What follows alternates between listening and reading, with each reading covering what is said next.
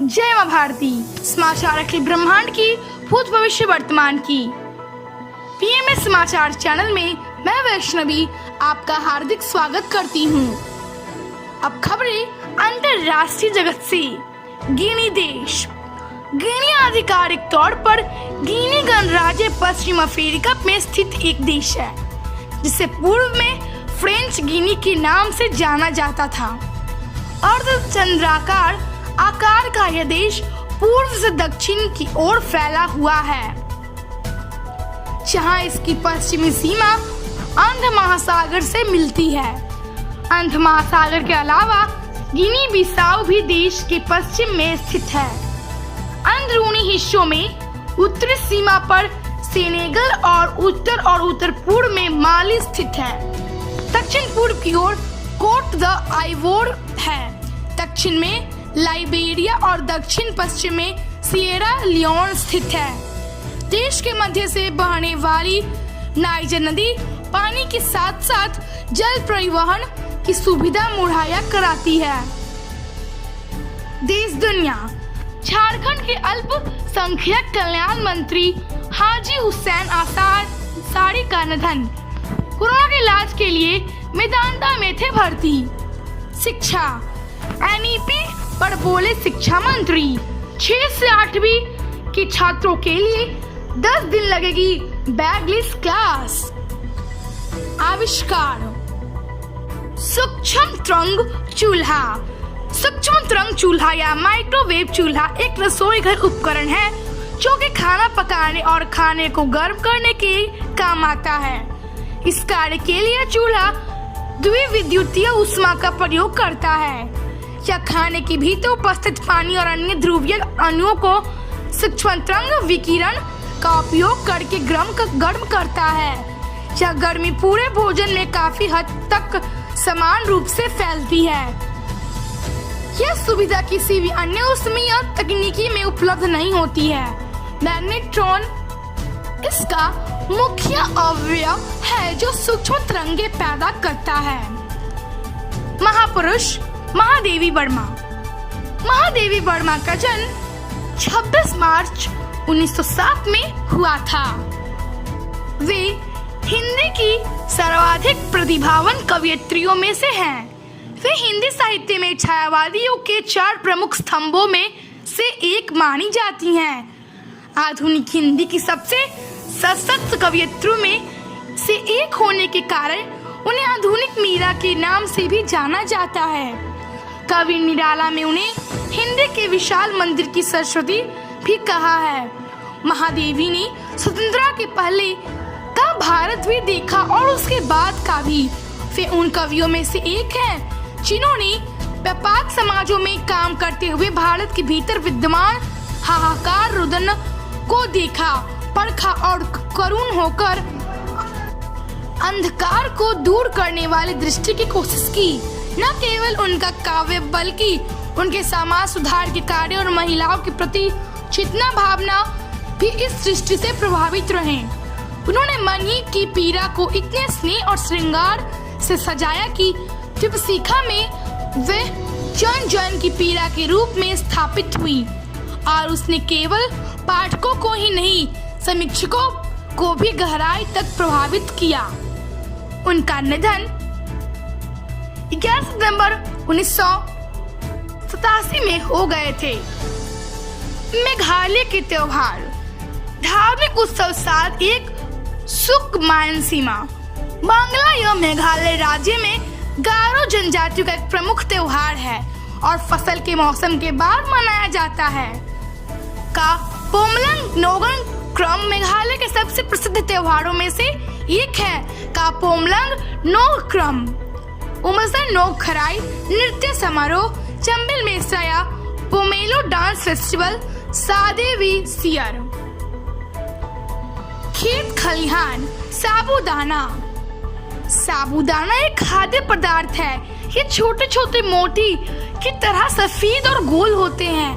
भारत में कशावा टेपियोका की जड़ों में से एवं अन्य अफ्रीकी देशों में सैगो पाम नामक पेड़ की तने के गुदे से बनता है। सागोतार की तरह एक पौधा होता है। यह मूल रूप से पूर्वी अफ्रीका का पौधा है। पकने के बाद यह अपारदर्शी से हल्का पारदर्शी, नरम और स्पंजी हो जाता है। फल। रोज एप्पल को इम्यूनिटी बूस्टर फल के रूप में माना जाता है। इसके सेवन से मौसमी इन्फेक्शन से भी बचा जा सकता है। इसके साथ ही कच्चे रोज एप्पल से सिरका और शराब तैयार किया जाता है, क्योंकि इसके कच्चे फल काफी खट्टे होते हैं। फूल। घृत कुमारी या एलोवेरा जिसे क्वाडगंडल या ग्वारपाठा के नाम से भी जाना जाता है, एक औषधीय पौधे के रूप में विख्यात है। इसकी उत्पत्ति संभवतः उत्तरी अफ्रीका में हुई है। यह प्रजाति विश्व के अन्य स्थानों पर स्वाभाविक रूप से नहीं पाई जाती, पर इसके निकट संबंधी उत्तरी अफ्रीका में पाए जाते हैं। इसे सभी सभ्यताओं ने एक औषधीय पौधा के रूप में मान्यता दी है और इस प्रजाति के पौधे का इस्तेमाल पहली शताब्दी ईस्वी के औषधि के रूप में किया जा रहा है। इसका उल्लेख आयुर्वेद के प्राचीन ग्रंथों में मिलता है। इसके अतिरिक्त इसका उल्लेख नए करार में किया है, लेकिन यह स्पष्ट नहीं है कि बाइबल में वर्णित अलो और एलोवेरा में कोई संबंध है। स्वास्थ्य। हठ योग प्रदीपिका हठ योग से संबंधित प्रसिद्ध ग्रंथ है। इसके रचयिता गुरु गोरखनाथ के शिष्य स्वामी स्वाताराम थे। यह हठ योग के प्राप्त ग्रंथों में सर्वाधिक प्रभावशाली ग्रंथ है। हठ योग के 2 अन्य प्रसिद्ध ग्रंथ हैं, हिरण्य संहिता तथा शिव संहिता। इस ग्रंथ की रचना 25वीं शताब्दी में हुई। ब्रह्मांड। अजंता गुफाएं महाराष्ट्र भारत में स्थित तकरीबन 29 चट्टानों को काटकर बना बौद्ध स्मारक गुफाएं जो द्वितीय शताब्दी ईस्वी पूर्व के हैं। यहाँ बौद्ध धर्म से संबंधित चित्रण एवं शिल्पकारी के उत्कृष्ट नमूने मिलते हैं। इनके साथ ही सजीव चित्रण भी मिलते हैं।